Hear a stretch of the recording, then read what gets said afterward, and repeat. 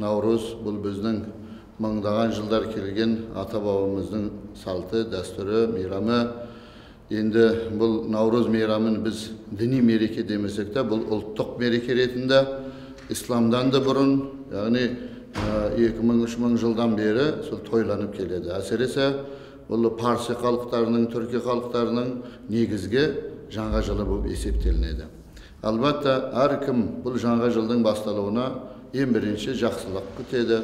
Әрбір шаңыраққа, әрбір елге, әрбір адамның өз басына жақсылықтарды тілейді. Халқымыз оны өздеріңіз білесіздер, ең бірінші жаңа жылды бір жақсы ниет, жақсы көңілмен қарсы алады. Және оның үстінде дастархан жаяды. Дастарханның басында сол барлық тағамның түрін қояды. Әрбір шаңырақта тілек, ниет қабыл болу үшін сол үйді бірінші ешкім бір-бірімен араз болмау керек. Және басқа ағайын туысымен де, жоры жолдасымен де араз болмау керек. Және дастарханда барлық тағамның түрін қойғаннан кейін енді бір рым жасап, бір айнана қояды екен, Құранды қояды екен.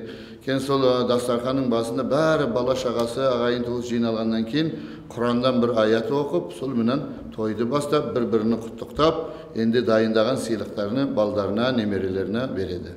Сондықтан енді бүгінгі күнде де иншалла сол тойымыз кең көлемінде жалғасын тауып, біздің Қазақстанымызда нағыз өз орнын тауып, иншалла тойланып жатыр. Оған елбасымыздан бастап бүкіл қарапайым халық тойланып, яғни қуанышпен өткізеді.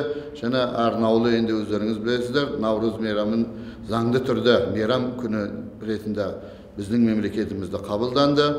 Сондықтан біз енді жаңа жылдың бір басталуын көктемнің мейрамы, яғни адамның ағаш, жер қатып қалады ғой. Көктемде жер жұмсайды, ағаш көгереді, гүл шөп шығады, жасыл болып, сонда өмірдің басталуы да сондай болу керек ниетпен басталады. Сондықтан мен ойлаймын, біздің Қазақстанымызда иншалла Наурыз үлкен дәрежеде тойланады. Және біз бұған әсіресе ассамблеяның мүшелері бұл тойдың бүкіл халықтардың басын біріктіретін негізгі бір мейрам болғандықтан, иншалла біз оған белсене араласып, белсенді қатысамыз.